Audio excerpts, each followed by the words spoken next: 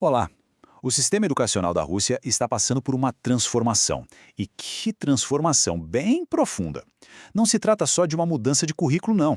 É uma reestruturação fundamental que tem um objetivo bem claro: moldar uma nova geração. Vamos entender juntos como isso está acontecendo. Para começar, essa frase é de um garoto de 14 anos, o David. Ele não é um soldado, é um estudante. E para ele, aprender a usar uma arma de fogo é visto como uma preparação para o futuro, até porque o serviço militar lá é obrigatório. É um ponto de partida, no mínimo, chocante, né? E olha, o caso do David não é isolado, longe disso. O que talvez fosse uma atividade de clube, algo extracurricular, agora virou parte da rotina, da nova realidade das escolas em toda a Rússia. Exato. Estamos falando do treinamento militar básico. Uma coisa que era comum nos tempos da União Soviética foi deixado de lado e agora voltou com tudo para o programa escolar oficial logo depois do início da guerra na Ucrânia. É uma virada em tanto nas políticas de educação do país. E não é um treinamento teórico, viu? É bem prático. Os adolescentes estão aprendendo a montar fuzis Kalashnikov, a pilotar drones, a usar táticas de combate e até a prestar primeiros socorros em situações de fogo cruzado. Basicamente, habilidades que qualquer soldado precisa ter no campo de batalha. Agora, essa formação militar não acontece por acaso, soltando ar. Ela é, na verdade, a peça central de um sistema bem maior. Um sistema de educação patriótica que foi todo planejado e implementado pelo Estado. É isso mesmo, uma transformação em escala nacional. Vamos dar uma olhada em como essa estrutura está sendo montada passo a passo no país inteiro. Então, a estratégia aqui tem 3 frentes. Primeiro, muda o currículo para incluir o treinamento militar.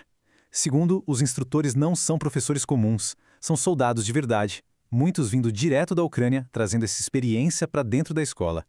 E terceiro, os livros de história são reescritos para criar uma narrativa única, que apoia a visão do Kremlin. E a escala disso é impressionante. Para dar suporte a esse novo currículo, foram criados cerca de 10 mil clubes militar-patrióticos em escolas e faculdades por todo o país. É um investimento enorme do governo. E isso nos leva à Yunarmia, que é o Exército da Juventude. É um movimento organizado pelo Estado que já tem quase 2 milhões de membros. Pessoas de 8 a 18 anos que recebem esse treinamento e, claro, essa doutrinação patriótica. Bom, mas por que tudo isso? Qual é a ideologia por trás dessa mudança tão radical no sistema educacional? Qual é o objetivo final de tudo isso? O próprio presidente Putin parece deixar isso bem claro. Essa frase, que é atribuída a ele, revela a estratégia. A preparação para um conflito não começa no quartel, começa na infância, na sala de aula. A escola se torna uma ferramenta fundamental para preparar os futuros soldados. O material de origem que a gente analisou usa um termo específico para descrever essa ideologia: russismo. Basicamente, é uma combinação de ultranacionalismo, a ideia de expansão militar e a crença de que a Rússia tem uma missão especial no mundo. Tudo isso com um forte sentimento anti-ocidental.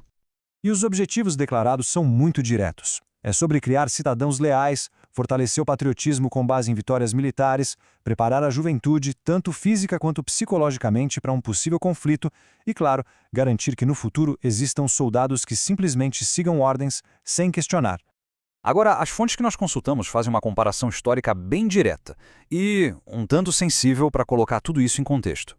E é importante deixar claro, a análise que vem a seguir é apresentada diretamente pelas fontes. Elas traçam um paralelo entre esse sistema de educação juvenil russo e um outro movimento bem conhecido da história. As fontes apontam semelhanças em 3 áreas principais. Primeiro, na ideologia, a ideia de uma nação cercada por inimigos.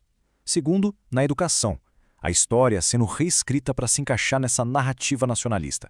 E terceiro, o treinamento, a juventude sendo preparada desde cedo para o serviço militar.